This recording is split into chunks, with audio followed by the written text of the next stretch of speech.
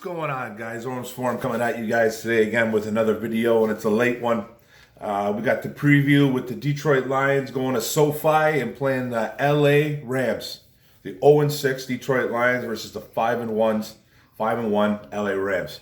Now, we're going to go to the injury report right here, right now, with fullback Jason Kabinda for the Lions. Hip, limited practice. He's questionable. Outside linebacker Trey Flowers with a knee.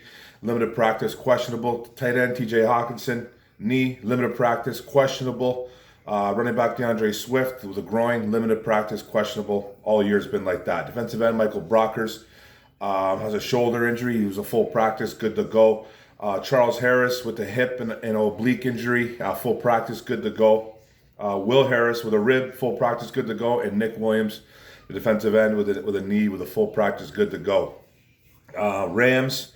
Running back Sony Michel with a shoulder, limited practice, questionable. Left tackle Andrew Whitworth, gray beard, some vet rest, full practice, good to go. Outside linebacker Terrell Lewis, defensive end / edge, whatever. These had some rest too, full practice, good to go. Outside offensive lineman Brian Allen with an illness, full practice, good to go. And wide receiver Deshaun Jackson had some rest, did not even practice, but he's apparently good to go off the injury list. Now, This is the revenge game. This is more of a revenge game for Jared Goff. You know, he was in LA for a few seasons, four or five, I believe. Made a Pro Bowl, a couple playoff appearances, a Super Bowl appearance, some playoff wins under his belt. Played on a really good team, really good scheme.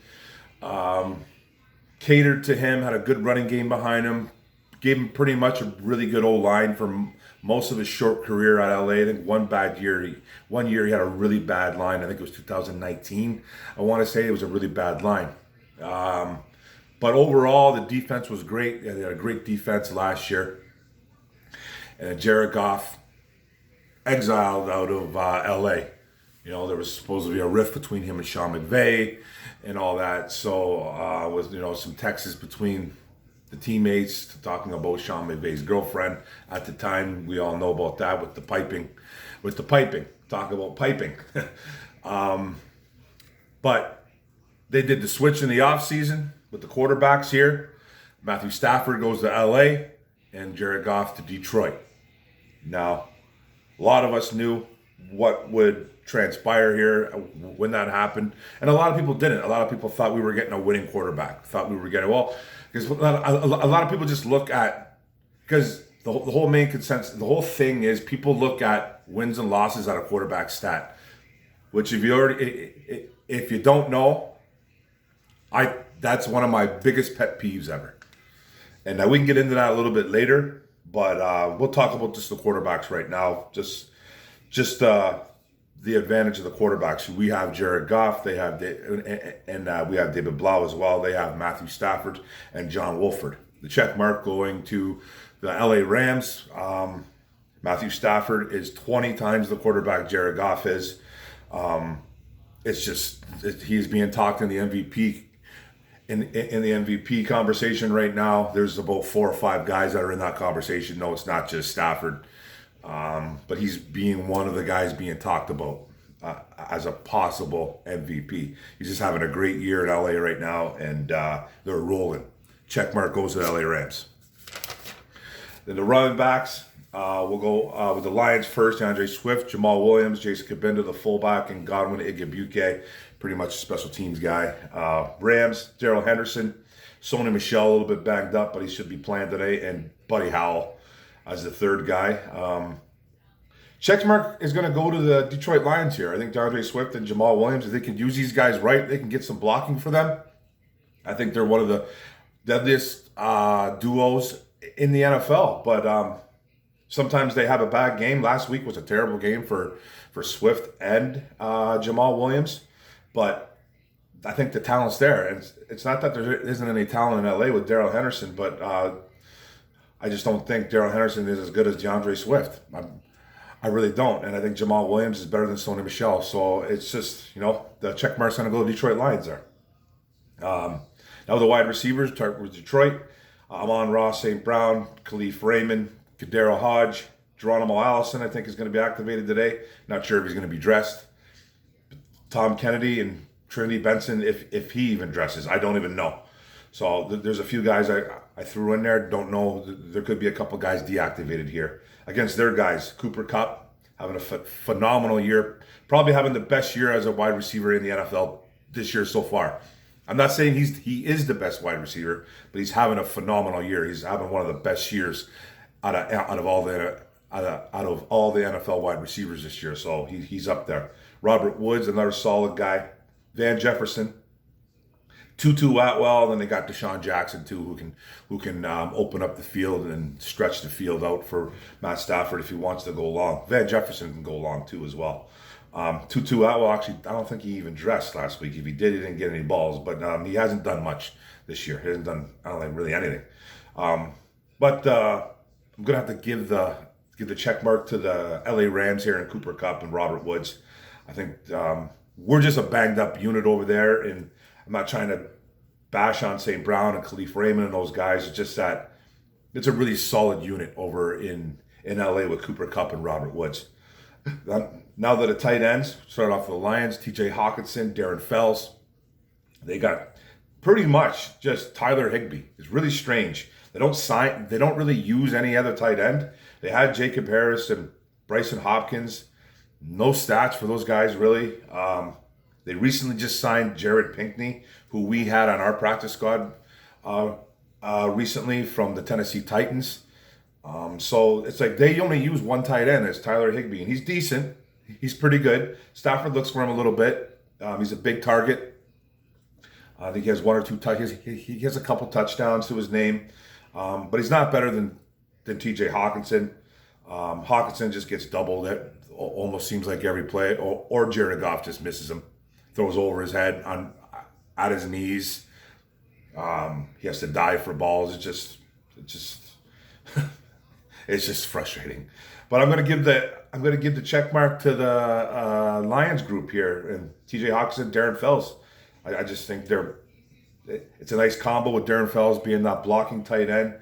They don't use him enough though in the red zone, I feel, but that is what it is. But I'm gonna give the check mark to the Detroit Lions here.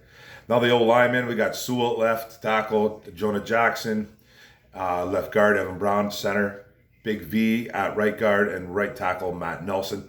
With the Rams, Andrew Whitworth, the old man, going to left tackle, David Edwards at left guard, Brian Allen at center, Austin Corbett at right guard, and Rob Havenstein at right tackle. The Rams have pretty much protected Matt Stafford this year pretty good. They have a running game. They have a decent running game. Nothing great, but they have a pretty decent running game, even though Cam Akers has been out for the year. They're still a pretty solid unit. So I'm going to have to give the check mark to the LA Rams here and roll with that. And another unit we have, another group that we have is just decimated with injuries. Makeshift O-line guys flip-flopping around. Evan Brown shouldn't be playing, but he's our backup center. And then you got Matt Nelson there at right tackle, who's terrible. And Sewell has struggled.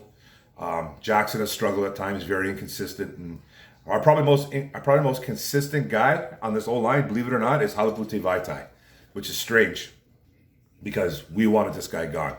But he's been probably one of our better O-linemen this year.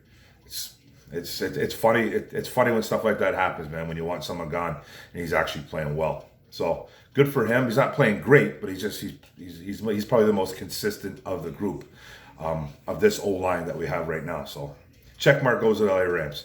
On to the defense with the D-line and the edge. We'll go with the Lions first. Trey Flowers, Charles Harris, Michael Brockers, Nick Williams, Ali McNeil, the rookie, Austin Bryant, Julian Aguara, Penasini, and Levi Onwuzurike, another rookie. We got Kevin Strong and Deshaun Hand are back from IR. I don't know if these guys are going to be dressing this week. We'll find out in a little bit, but they are back. They have been practicing, so that's a good sign for them. Deshaun Cornell's been back for the suspension too. Does he dress or play? What's going to happen there? Then they got guys like Eric Banks and kind of Jesse Lemonnier, a guy that can kind of rush the quarterback, get into the backfield, cause some disruption. He's a guy that could possibly be dressed, but those guys didn't dress last week. So versus their guys, they got probably the best defensive player in all of football in Aaron Donald. Sebastian Joseph Day, don't sleep on that guy too. He's a really good D tackle. Leonard Floyd, a guy that can get to the quarterback. Terrell Lewis, Ogbonna, Onkowo, I don't know if I said that guy's name right. Greg Gaines, Ashawn Robinson, another former Lion, and Michael Hocht, and then Jonah Williams, and then Jameer Jones.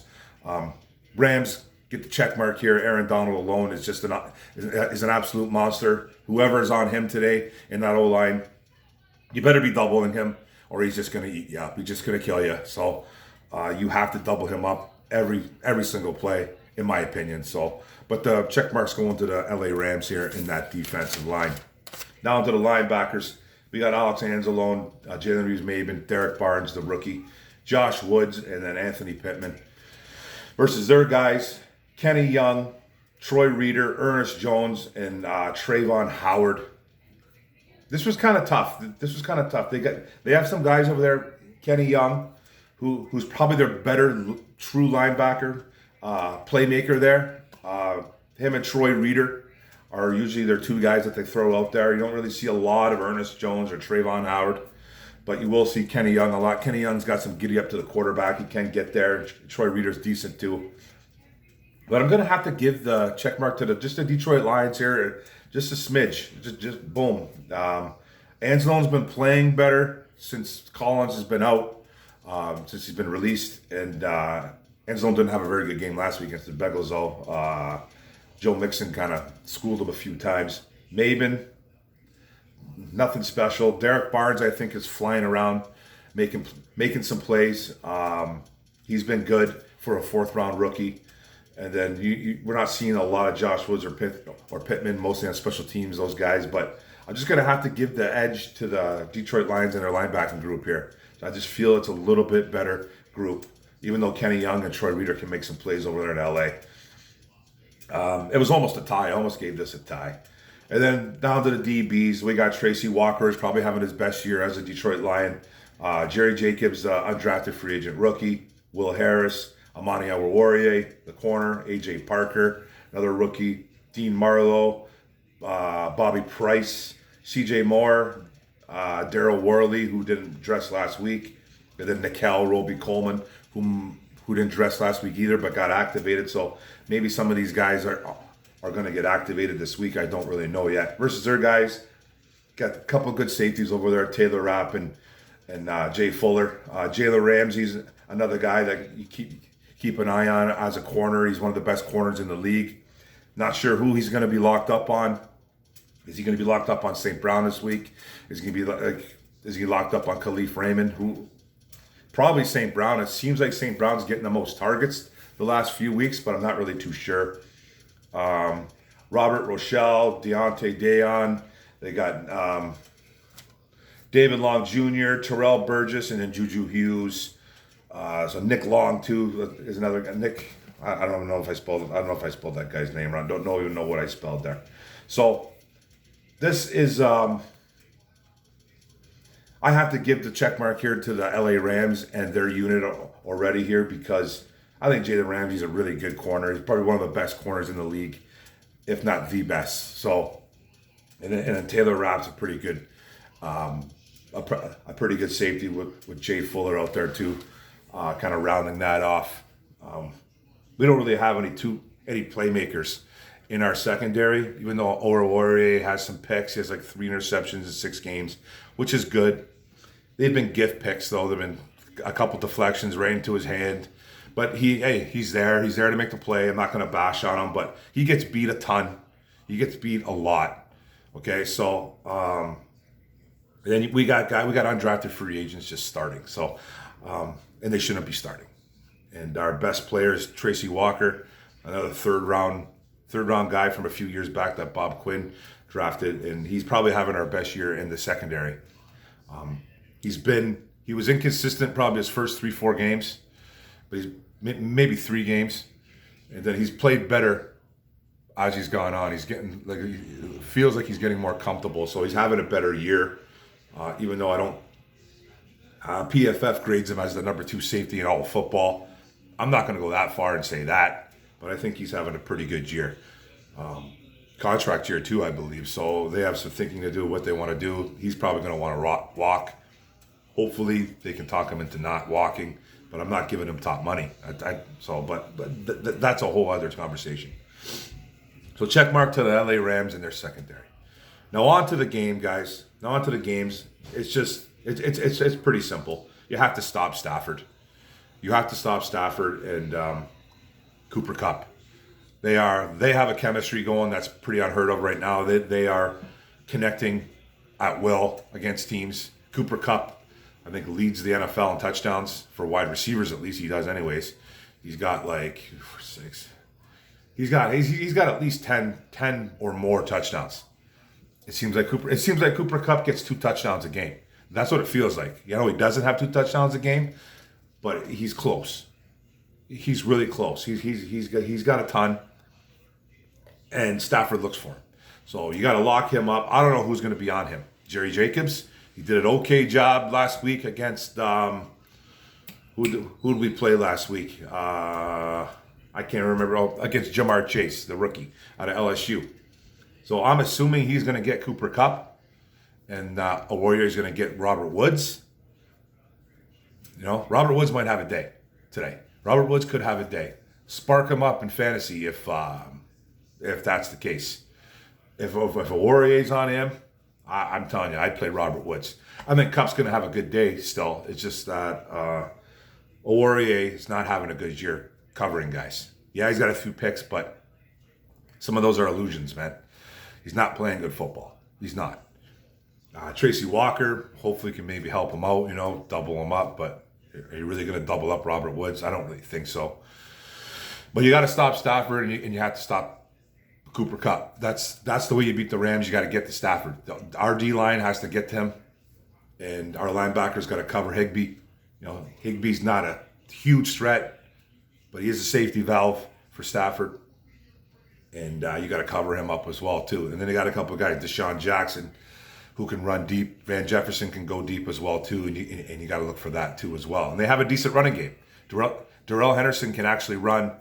He tend to get, he's not the biggest of backs, but he's shifty, and he moves well. He finds a hole. He's not a game breaker or a game changer or anything like that, but he can run well. He's a good runner. And you got to kind of stop him too. The D-line's got to kind of stop him as well too, and the linebackers got to light him up when they get a chance. Now for our offense to get going, same thing every week. You got to get the running game going. You got to somehow neutralize Aaron Donald. Good luck doing that. Nobody has since he's been in the league. He's never been neutralized. Even when he's not making the play, even when he's not making a tackle or he's making a sack, he's involved somehow. He's breaking free. He's rerouting guys. He's making O linemen change their assignment like on the fly. He is a difference maker. He gets in the backfield. There's 2-3 guys sometimes on him. That's a difference maker. That's a guy that needs to be watched, needs to be taken care of on every single play. That's why he's a difference maker. Even when I said he doesn't make a tackle, he doesn't make a play, he's somehow involved. He's making the play different. He's changing up schemes. You scheme for Aaron Donald. You don't scheme for no disrespect, but you don't scheme for Troy Reader, the linebacker. You scheme for Aaron Donald. That's what the Detroit Lions do. They have to find a way to neutralize him. Good luck doing it. No team has ever been able to do it. He could have an insane day. Because I got a feeling that the Lions are going to be dropping back passing all game. Because Stafford and that LA Ram offense, I have a feeling they're going to drop 50 plus on us. I do. I really do. It's just because that offense is great. Our defense, it's not the worst, but it's not that great. And you can score them. They can keep up with you for a bit, that defense. But then they kind of fall apart because they don't have the talent enough to stick around for 4 quarters. Their offense is just going to be, they're going to have to somehow keep their offense off the field. Sustain drives, run the football, You have to keep Stafford in that offense off the field at all times. You have to, as long as you can. It's the only way they're going to beat this team. They're not going to win this game, though. The Lions are not going to win this game. I don't know who's going to get open for the Detroit Lions. Hawkinson's got to do something, but he's constantly double teamed. It feels like Goff is missing him. This is what I was talking about earlier with Goff and this Stafford thing too. This is like a revenge game. I'd say it's more of a revenge game for Goff, but you got to think about it. This is a revenge game for Stafford too, for being in a city for 12 years and getting the disrespect that he got from this fan base and from this media. Must have killed him, but he was here for 12 years. 12 years. Tried to be Superman for 12 of them. He couldn't. They gave him one good game, one good team, or maybe two good teams in 12 years. Made the playoffs 3 times. Lost all 3 games in the playoffs with Stafford. I thought that 2013 was the year they had the number 2 defense or number 3 defense. The year was Sue and Ansah, and they had Stephen Tulloch that year. The year they played the Cowboys. That was 2013. I don't know. Correct me if I'm wrong out there. But that was the year I thought was the best team. The offense wasn't the greatest that year. They were about middle of the pack, maybe. But the defense was lights out. The defense was lights out. And we all know what happened in that Dallas game. Our offense sputtered late. Our defense sputtered a little bit during that game too as well. Our defense made some plays though. Our offense made some plays, and then the refs got involved and all. I don't want to sit here and cry about it because we lost the game. Stafford fumbled twice late in that game. Just kind of everything just fell apart for us in that game. But that was pretty much the only really great team that Stafford ever had here in 12 years. Now he goes to LA and look what happens. He has a great team behind him, great coach, great surroundings, great teammates, and he's playing phenomenal football. Phenomenal football. He's in talk with the MVP. But there's other guys that are involved too. Brady, Josh Allen, Justin Herbert. There's Derrick Henry should be a guy that they're talking about MVP. So there's a ton of guys. It's not just Stafford. I'm not just trying to blow smoke up Stafford's yin yang here. So everybody calm down in the comments because I know it's coming. I'm just saying this is a revenge game for Goff. He got exiled out of LA. Didn't get along with his coach. Who knows? Some words from Michael Brockers too before he got traded to Detroit, calling him. He said he ain't the guy. And then, all of a sudden he's Detroit. He changes his tune. Oh, yeah, well, those words were taken out of context. Now, we know what you meant because we see it. Because we see it now. Jared Goff's a great kid, man. But he's not a good quarterback. It's that simple. It's that simple. He was helped out in LA for years with a great running game and a great defense for most of the time he was there, for his short tenure, 4 or 5 years, wherever he was there. We see what he is now. We don't have a good team around him. So it's not just Jared Goff's fault here. We just don't have a good team. But we see what type of quarterback he is. He doesn't seem engaged. It looks like he's really going through the motions. Doesn't have a lot to throw to though. The run game's supposed to be there, but I don't know what's going on with that. And the play calling ain't the greatest either. Anthony Lynn, I don't think calls good games. He's had a couple stinkers too. Okay, so, but he's trying to work with what he's got too, and then it's kind of tough on him as well. So it's a whole individual effort. It's a whole, group effort when it comes to this offense. This offense is terrible all around, but I personally think Jared Goff is terrible. I think he's horrible. I hated it when he first came here, back when we made the trade. I almost picked up I remember when we made the trade, I almost picked up my dryer and threw it through the window. When I got on the phone with my buddy Justin, he's the one who called me and said, hey man, Goff's gone.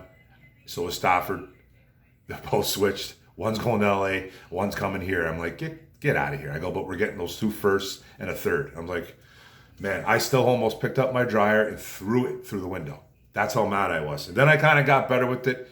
ISN guys, a couple guys kind of calmed me down on it and tried to maybe a little bit convince me that's not going to be as bad as I thought.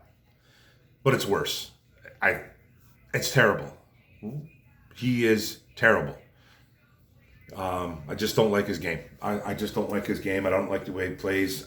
We need a new quarterback, and we're probably stuck with him for this year and next year. Obviously, we're stuck with him this year, and for sure next year. He's $30 million. It's too big of a dead cap hit, and he's going to be next to impossible to trade because he's just not that good. So, the prediction of the score. Well, I think they're going to drop 50 on us, so I'm going to say 52 to 24. That's what I'm saying. 52 to 24. LA Rams. Just wrote it right now. 52-24 LA Rams. I don't know. Maybe the Rams lay off the gas. Maybe Jared Goff comes out and proves everybody wrong and it has a great game. But I just don't see it, man. It's going to be a tough game. But thanks for the video, guys. Thanks for listening in. Don't forget to hit the subscribe button on the bottom right. Hit the notification bell. Get all my videos and like and comment. And let's talk about the Lions in this game. Boom.